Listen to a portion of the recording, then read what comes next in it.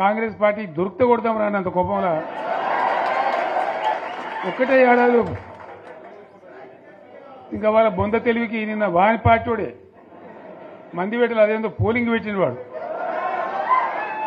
చూసిరా మీరు ఆ పోలింగ్ పెడితే 70% మనకు వచ్చింది 30% మనకి వచ్చింది వాడు పెట్టిందే మనం పెట్టింది కాదు 75 ఇది పరిస్థితి అదే నేను ఏమంటున్నా అంటే ఫామ్ హౌస్ అంటే ఇక్కడ ఏముంటుంది వారి ఉంటుంది మక్కు ఉంటుంది అల్లం ఉంటుంది కాంగ్రెస్ వాళ్ళు అయితే మనిషి తెరిచే పారబడి తవ్వచ్చు కూడా లంగత దీన్ని ఫామ్ హౌస్ అని మనం బదనాం చేసి అంతే కదా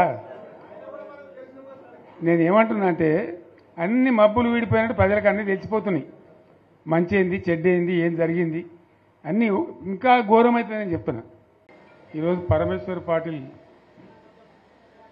పాదయాత్ర చేయాలని అనుకున్నాడు ఏంది కారణం ఎందుకోసం ఆయన పాదయాత్ర చేయాలి ఈ పార్టీని బలోపేతం చేయాలి ముందుకు పోవాలి అని ఎందుకు అనుకోవాల్సి వచ్చింది దానికి ఒక బలమైన కారణం ఉంటుంది ఏది ఊరికే ఉండదు తమాషకు ఉండదు బీఆర్ఎస్ పార్టీ ఆశామాషిగా ఏదో తమాషకు రాజకీయాల కోసం పుట్టింది కాదు రాజకీయమే అనుకుంటే మీ మధ్యలో కొంతమంది ఏడాకులపల్లి మిత్రుల్లో ఉన్నారని నాకు ఇంతకుముందు హరీష్ చెప్పినాడు అప్పుడు నేను మంత్రిగా ఉండే టైంలో ఏడాకులపల్లికి వచ్చినాను ఆ ఏడాకులపల్లి చెరువు ఇవాళ పడుచుకోకపోతే ఆ రోజు నేనే నిలబడి బ్రహ్మాండంగా చేస్తే ఇప్పుడు ఆ చెరువు అన్నం పెడతా ఉంది మనకు అధికారం లేకపోవడమో పదవులు లేకపోవడమో రాజకీయాల కోసమో పుట్టిన పార్టీ కాదు ఇది మీ అందరికీ కూడా నేను మనవి చేసేది ఏంటంటే ఇలా పరమేశ్వర్ పార్టీలతో పాటు వచ్చిన మిత్రులు మీరు చాలా దీక్షతో వచ్చినారు మిగతా మిత్రులు కూడా దయచేసి వచ్చిన వాళ్ళు నేను అందరికీ కూడా కోరేది చారిత్రక సందర్భంలో తెలంగాణ అనేటువంటి ఒక జాతి ఇతరుల చేతుల్లో చిక్కి విలవిల్లాడి సర్వనాశనం అయిపోయిన పరిస్థితి మీకు ఇంకో విషయం కూడా చెప్పాలి మీరు జహీరాబాద్ నుంచి వచ్చినారు కాబట్టి నేను ఉద్యమానికి ఇక పోవాలి ఇక తప్పదు తెలంగాణ అయితే తప్ప ఈ గడ్డకు విముక్తి రాదు ఈ రైతులు బాగుపడరు ఖచ్చితంగా 600 తేల్చుకోవాలని చెప్పి ఒక నిర్ణయానికి వచ్చినాయి నిర్ణయానికి వచ్చిన తర్వాత రంగారెడ్డి జిల్లాలో నాకు ఒక భూమి ఉంది ఇక గవర్నమెంట్ ఇళ్లలో మనం ఉండొద్దు కదా ఉద్యమం చేసేటప్పుడు ఇండిపెండెంట్గానే ఉండాలని చెప్పి నిర్ణయం చేసుకొని ఆ భూమిని అమ్మేసి బంజారాహిల్స్లో నేను ఉండే ఇల్లు కొనుక్కున్నాను కొన్ని డబ్బులు మిగిలి ఉండే మిగిలితే కన్నా భూమి కొందామంటే ఒక ఆయన కలిసింది నాకు వాళ్ళు కలిసిన ఆయన కాళహస్తి ఆయన గోపాలకృష్ణారెడ్డి అని నా దోస్తుండే ఎక్కడ పోయినామంటే ఇట్లా ఇల్లు కట్టుకుంటున్నా అని చెప్పి కొన్ని డబ్బుల్ని భూమి కొనుక్కోవాలంటే నెల్లూరు ఆయన ఒక ఆయన ఉన్నాడు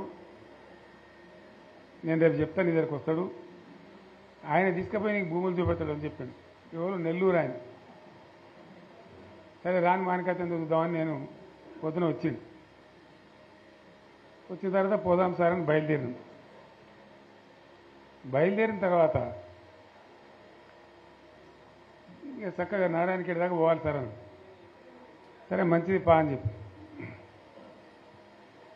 సదాశివపేట కన్నా ముందు నుంచి చూపెడుతుంది నాకు సదాశివపేట కన్నా జర ముందు నుంచి ఆడ 1700 ఎకరాలు ఆయనే అడ్వాన్స్ ఇచ్చింది 1700 ఎకరాలు ఇక ఆ నుంచి ముందుకు పోతుంటే ఇది పలానది ఇది పలానది ఇది పలానది చెప్పుకుంటా జైరాబాద్ టౌన్కి వచ్చింది వచ్చిన తర్వాత కొంచెం మన ఇప్పుడు అది మొగడంపల్లి మండలైందేమో ఆడ దిక్కు తీసుకొని పోయింది కొంత దూరం అప్పుడు జైరాబాద్ మండలం ఉండేది తీసుకొని పోయి చూపించింది ఇవన్నీ పలాంది అలా ఒక్కంది కూడా మన తెలంగాణలో పోయలేదు అన్ని ఆంధ్రలో పోయలేదు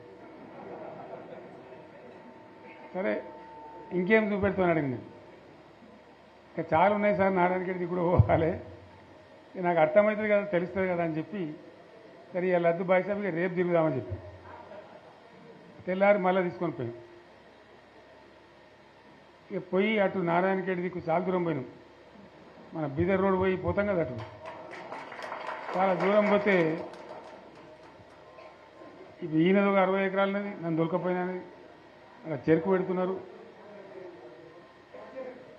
జరిగి మళ్ళీ మొగడంపల్లి ఇతరులకి జైరాబాద్ రూరల్ మండలం తీసుకొచ్చి వచ్చిన మన బుదేరా గుట్ట ఉంటుంది కదా అసలు మట్టి గుట్ట ఎక్కించి నిలబడితే మొత్తం కనబడుతున్నాయి ఇట్లా మామిడి తోటలు ఫామ్ హౌజులు ఆడ చూపెడుతుంది. ఇదే వాళ్ళదంటే ఇది సత్యరాజు గారిదండి 300 ఎకరాలు, ఇది పలాని అన్ని ఆంధ్రలో పేర్లే. మన జైరాబాద్ నియోజకవర్గంలో కూడా నారాయణఖేడ్ నియోజకవర్గంలో కూడా అవి చూసిన తర్వాత నేను రాత్రి హైదరాబాద్ వచ్చిన తర్వాత మిత్రులతో మాట్లాడి ఇక ఉన్న తెలంగాణ ఇప్పటికే పోయింది, 600 సరే తెలంగాణ కావాల్సిందిగా ప్రాణం పోయినా సరే కొట్టాలని చెప్పి జైరాబాద్ నారాయణఖేడ్ చూసి వచ్చిన తర్వాతనే ఇంకింత బలమైన నిర్ణయం తీసుకొని మొండిగా పోరాటానికి పోయినాం. ఇంకో విషయం కూడా మీకు నేను చెప్పాలి. అయితే ఇతరులు వచ్చి తెలంగాణ భూములు ఆక్రమించడానికి, తెలంగాణ ఉద్యోగాలు కొట్టేయడానికి, తెలంగాణ నీళ్లు మలుపుకొని పోవడానికి ఎవరు కారణం దీనికి? దయచేసి బాగా ఆలోచన చేయాలి. నేను చెప్పేది వట్టి ముచ్చట కాదు, మీరు వచ్చిన వాళ్ళు కూడా వట్టి వాళ్ళు కాదు. ఎందుకు జరిగింది 60 ఏళ్ళు తెలంగాణతోని?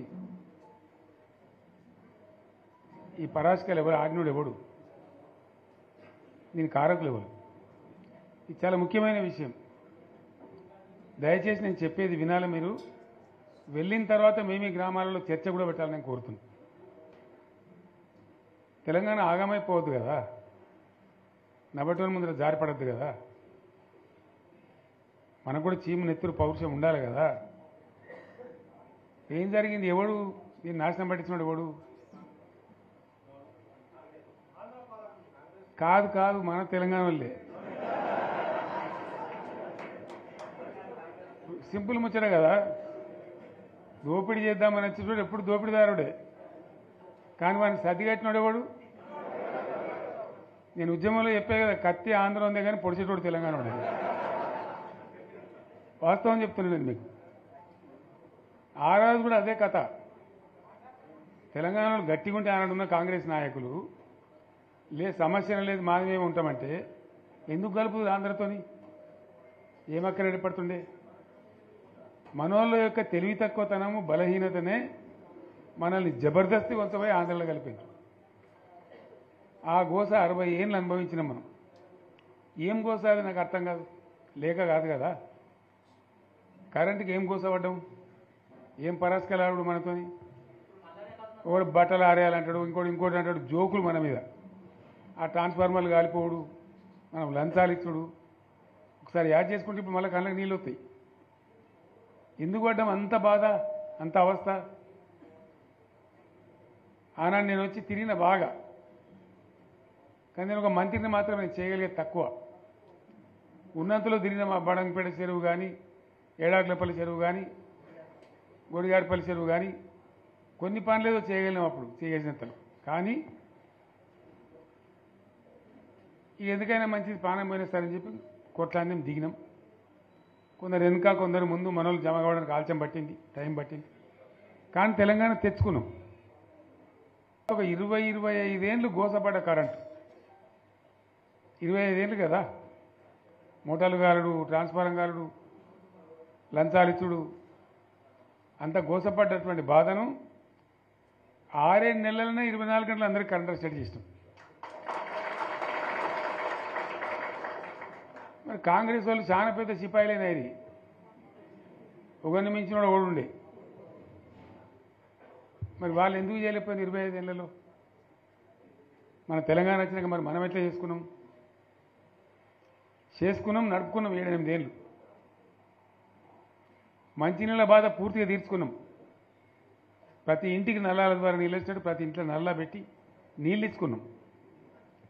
తెలంగాణ వస్తే లాభమైంది, మా ప్రజలకు కొన్ని మౌలికమైన బాధలు పోవాలి, కొన్ని అవస్థలు తీరాలని చెప్పి మిషన్ భగీరథ కావచ్చు, మరొకటి కావచ్చు, కరెంటు కావచ్చు తెచ్చుకున్నాం. 24 గంటలు కరెంట్ ఇచ్చుకున్నాం. ఏమైనా ప్రాజెక్టు చెరువు కింద నీళ్ళు తీసుకుంటే బంద్ చేసినాం, నీటి తీరువ రద్దు చేసినాం. అట్లా ఎన్నో సదుపాయాలు చేసుకున్నాం. రైతులకు బాగా జరుగుతుండే. అప్పుడప్పుడు ఏమవుతుంది, కొన్ని దుష్ట దినాలు వస్తాయి, చెడు గడియలు వస్తాయి. మనోళ్ళు కూడా అలవోకగా ఓట్లేసారు. మీరు గొప్పలో మీరు మాణిక్యరావుని గెలిపించారు. కానీ కొన్ని నియోజకవర్గాలలో నేను చెప్పినా కూడా అప్పుడు మంది మాటలు పట్టుకొని మారమానం పోతే మళ్ళీ వరకు ఇల్లు కాలిపోతుంది, వీళ్ళని నమ్మితే అమాంతం మింగుతారు, మోసపోతాం. రైతు బంధుకు రామరామ అంటారు, దళిత బంధుకు జై భీమ్ అంటారు, వీళ్ళు ముంచుతారా నాయన అని చెప్పిన నేను. ఏమో మీ సంగతి ఎంతో చూద్దామని ఆయనతో వేసారు. వేసింది ఇరుకపోయారు, బాయిలో పడ్డారు, అయిపోయి ఉన్నాయి అన్ని వీక్ అయిపోయి మళ్ళీ మొదటికి వచ్చానా కైలాసం ఆడలో పెద్ద పాము మింగినట్టు అయింది మళ్ళీ. అంతే కదా, గ్యారంటీగా మంచిగా సంసారం జరుగుతుంది. ఇద్దరు తువ్వకొచ్చినాం, రైతులు ఇంత ముఖం తెలివి అవుతుండ్రి, ఇంత బాకీలు కట్టుకుంటుండ్రి. ఎంతోమంది పాపం సిటీలు వేసుకుందరు, ఏదో వేసుకుందరు. రైతు బంధు పైసలు పడితే ఎంత సంతోషం ఉంటుండే. ఆయన పోయిన ఇప్పుడు గంగలు గడిచిపోయింది. ఇప్పుడు వాడు ఇస్తాడో ఈడో భగవంతుని కనుక ఇచ్చినా కూడా మోసమే. ఏదో మళ్ళీ ఎలక్షన్ కోసం దానికోసం చేస్తారు తప్ప కడుపు నిండా ప్రేమను ఇచ్చేది గిట్లే ఉంటుందా? మనం ఉన్నప్పుడు కరోనా వచ్చింది. కరోనా వస్తే కూడా నేను రైతు బంధు ఆపలే. కరోనా వచ్చి రాష్ట్రానికి రూపాయి ఆదాయం రాకపోయినా వ్యవసాయం అయితే జరగాలి కదా, తప్పద్దని చెప్పి ఈవెన్ కరోనా ఉంటే కూడా రైతు బంధు ఆపలే. అంత ఒక నిర్ణయం తీసుకొని రైతాంగాన్ని నిలబెట్టాలని, కాపాడుకోవాలని చెప్పి ఒక 4-5 మంచి స్కీములు తెచ్చి వాళ్ళని కాపాడుకున్నాం. గౌరవంగా బతికిన రైతులు ఒక ధీమా వచ్చినుండి. రైతు బీమా పడితే ఎంతమందికి సాయం జరిగింది?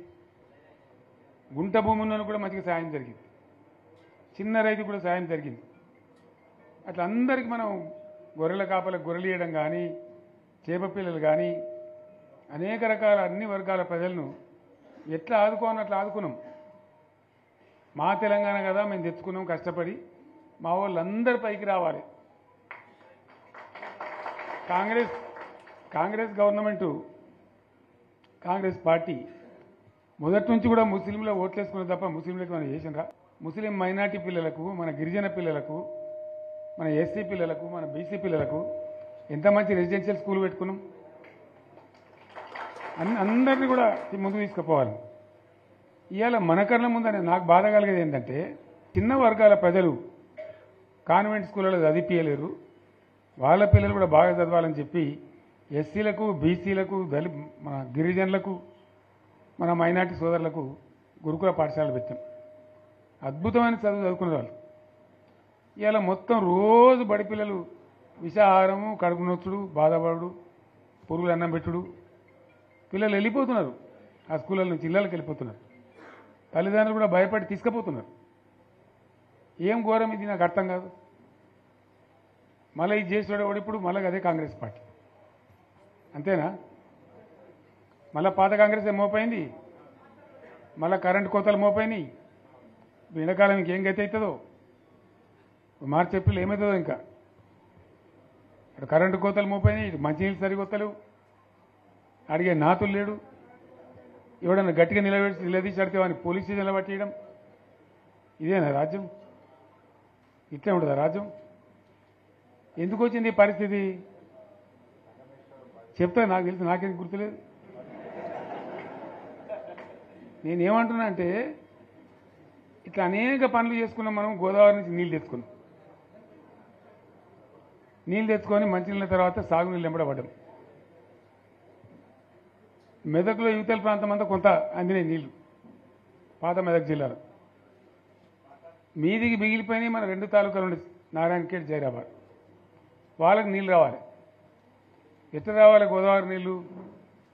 సింగూరు ఓ టైంలో నిండుతుంది, ఓ టైంలో నిండది. మరి నిండినప్పుడు ఎట్లా గోదావరి నీళ్ళే దిక్కు.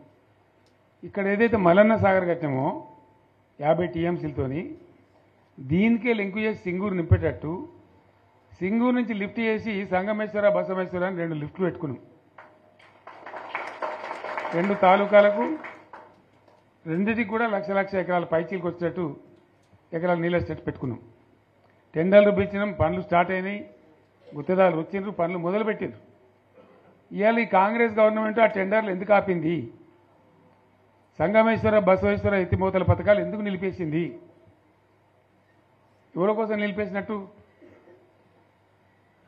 నేను హరీష్ రావుకి చెప్తున్నా, మీరు 2 తాలూకాల ప్రజలను కూడా సమీకరించి సంగమేశ్వర బసవేశ్వర మీద పెద్ద ఎత్తున దండయాత్ర చేయాలి, పోరాటం చేయాలి. తప్పదు కదా, కొట్లాడితేనే తెలంగాణ వచ్చింది. ఇది కూడా రావాలని కొట్లాడాలంటే ప్రజలు విజృంభించాలి, అయితేనే నీళ్ళు వస్తాయి. సంగమేశ్వర లిఫ్ట్ రావాల్సిందే, బసవేశ్వర లిఫ్ట్ రావాల్సిందే. ఖచ్చితంగా 2 తాలూకాలకు కూడా 1,50,000 ఎకరాలకు నీళ్ళు వస్తే పంటలు పండితే మనం బతుకుతాం. అంతే కదా, ఆందోళన కొడుతుంది. దానిలో సంగమేశ్వర బసవేశ్వర ఆందోళన కూడా ఉంది. సింగూరు కాక సింగూరు మీది ప్రాంతానికి వచ్చేదంతా కూడా దాదాపు 70,000-80,000 ఎకరాల ఆందోళన కూడా ఉంది. సో అంత మంచి ప్రాజెక్ట్ ఇవాళ కాంగ్రెస్ ఎందుకు ఆపింది? ఓ మినిస్టర్ రాడా, ఆయన ఆందోళన. మరి ఆయన ఏం చేస్తున్నట్టు? మంత్రి పదవులు, ముఖ్యమంత్రి పదవులు ఎందుకు? 10 మందికి మెయిల్ చేయడానికా, లేదా తమాషా చేయడానికా? డ్రామా కాదు కదా. కాబట్టి మనం వీళ్ళ మెడలు వంచి ఖచ్చితంగా వాటిని సాధించాలంటే పోరాటానికి సిద్ధం కావాలి. ఓపిక పట్టినాం మనం ఓపిక పట్టలేదు. ఇప్పుడు 14 ఏళ్ళు అవుతుంది ఈ గవర్నమెంట్ వచ్చి. మనం ముందే అంటే మనం కన్నేరు అందరూ ఇంకోటి అందరూ ఓపిక పట్టినాం. ఇప్పుడు వాళ్ళు ఇక కుయ్యలేదు, కుట్టుకోలేదు, ఏం లేదు, మాటనే లేదు. అంటే మనం కొట్లాడ చేయాలి, ప్రత్యక్ష ప్రజా పోరాటాలు లేవదీసి ఖచ్చితంగా ఈ ప్రభుత్వం మెడలు వంచి సంగమేశ్వర బసవేశ్వర సాధించాలి. అటువంటి అవసరం ఏర్పడితే పోరాటాన్ని నేను కూడా మీతో పాటు వస్తానని మనం చేస్తాను. తప్పదు మరి, మనకేం చేస్తాం? మంచి మాట, చెడ్డ మాట, అంతే కదా. పోరాటం లేవదీయాల్సిందే. మీ ఎమ్మెల్యే మాణిక్యరావు నాయకత్వంలో, అక్కడ మాజీ ఎమ్మెల్యే భూపాలరెడ్డి నాయకత్వంలో, మీ జిల్లా నాయకుడు హరీష్ నాయకత్వంలో ఖచ్చితంగా దీని మీద పోరాటానికి మీరు బాటలు ఏర్పాటు చేయండి. మొత్తం యావత్ జిల్లా కూడా మీతో కలిసి వస్తుంది. అందరు నాయకులు వస్తారు, అందరు కూడా ఉంటారు. సంగారెడ్డి ఎమ్మెల్యే గారు కూడా మీతో పాటు ఉంటారు. అందరం కలిసి కొట్లాట తప్ప రాదు. అయితే ఈ కొట్లాట మనకు తప్పదు. ఎవలకు? బీఆర్ఎస్ వాళ్ళకు. ఎందుకంటే బీఆర్ఎస్ పుట్టిందే తెలంగాణ కోసం. తెలంగాణ సాధించడం, తెచ్చిన తెలంగాణను లైన్లో పెట్టినాం మనం. మళ్ళీ ఇప్పుడు ఈ దరిద్రులు వచ్చి మళ్ళీ నాశనం పడుతున్నారు. అంతే కదా. మళ్ళీ దీన్ని కాపాడాలంటే ఎవడు కాపాడు? మళ్ళీ మన నుంచే కావాలి. మళ్ళీ ఇది లైన్లోకి రావాలి. అందరూ మంచిగా ఉండాలి. ఎందుకంటే మనకు, మన పార్టీకి కులం లేదు, మతం లేదు, జాతి లేదు. తెలంగాణలో ఉన్న ప్రతి బిడ్డ మనోడే. వాళ్ళు ఏ మతం ఉన్నారు, ఏ కులం ఉన్నారు మనకు అవసరం లేదు.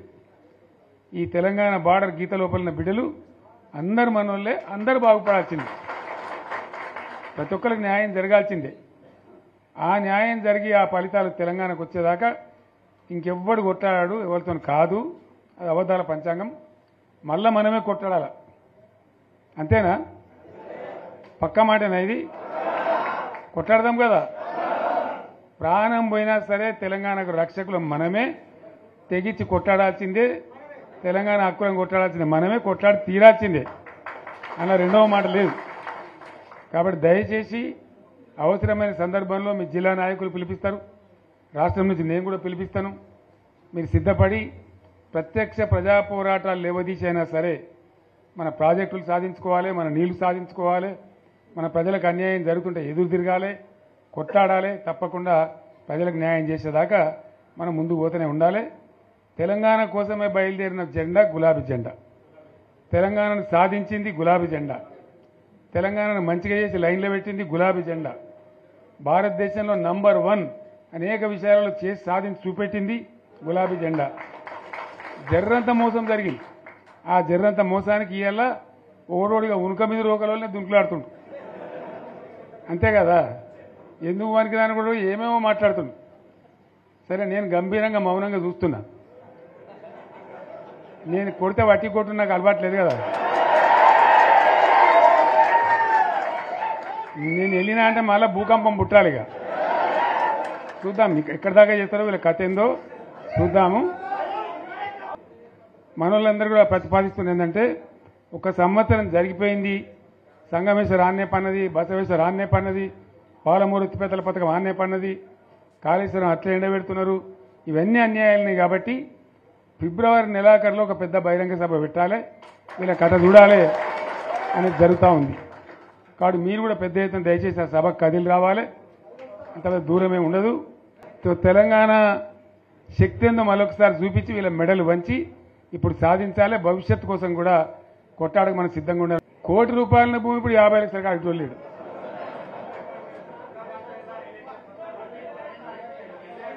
ఈ ఒక్కని బాధగా వచ్చారు హైదరాబాద్కి. అందులోకి 2 ముస్లిం సోదరులు వచ్చారు. साहब सोब तबाह हो गया, इफलासी मुफ्त क्या तबाह होगा, तुम्हारे क्या हो, तुम हैदराबाद में तुम लोग हैं. मेरा कारोबार है साहब, मेरा छोटा मोटा कारोबार है, होटल भी है, 70% गिर गया अब. हर कोई पूछ रहा है, हर कोई केसीआर को याद कर रहा है साहब अंటారు. వాళ్ళు మాట్లాడుతున్నారు. ఎక్కడ ప్రతి ఒక్కరు భూముల ధరలు పోయినాయి, మన్ను పోయినాయి, మసానం అన్ని పోయినాయి.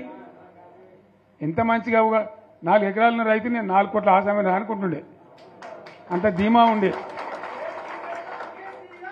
ఎంత బాగుండే. హైదరాబాద్ నుంచి అడిగితే కూడా వచ్చి మనం ఇవ్వకపోదాం భూములు, డిమాండ్ పెరగానని. అంత బ్రహ్మాండంగా మారుమూల ప్రాంతంలో కూడా 40 లక్షలు 50 లక్షలు ఎకరానికి ఉండే. అటువంటిది సగానికి సగం పడిపోయి మొత్తం నాశనం చేశారు. వీళ్ళని ఇట్లే వదిలిపెడితే ఇంకింత నాశనం అవుతుంది. కాబట్టి మనం కొట్లాడాల్సిందే. నేను ఇంకొక మాట మీకు చెప్తా. ఎలక్షన్లలో నేను మస్తుగా చూసిన 50 ఏళ్లలో పార్టీలు గెలుతాయి, ఓడతాయి. ఇంత మాయలు మీ ఏడాది లోపలనే వీళ్ళ తెలివితక్కువతనానికి ఏమైంది? నిన్న మొన్న రిపోర్ట్ వచ్చింది. Comptroller and auditor general of India అని కాగ్ అంటారు దాన్ని. కాగ్ రిపోర్ట్ వచ్చింది.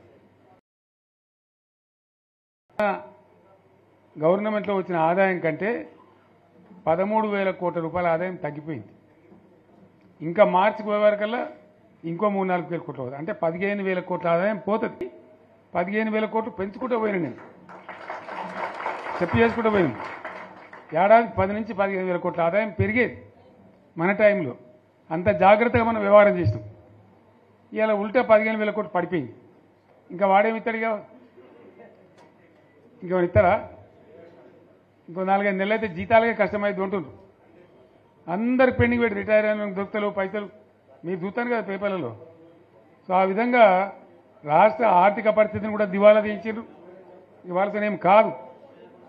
100కు 100% ఇప్పటికే ప్రజల నిర్ణయానికి వచ్చిండ్రు. డెఫినెట్గా రాబోయే గవర్నమెంట్ మనదే అని అనుమానం కూడా అవసరం లేదు. ఏమాత్రం అనుమానం అవసరం లేదు. ఆ విధంగా పరిస్థితి ఇప్పటికే తయారై ఉంది. కాబట్టి దయచేసి నేను మీ అందరినీ కోరేది, మీకు మంచి ఎమ్మెల్యే ఉన్నాడు మాణిక్రావు గారు.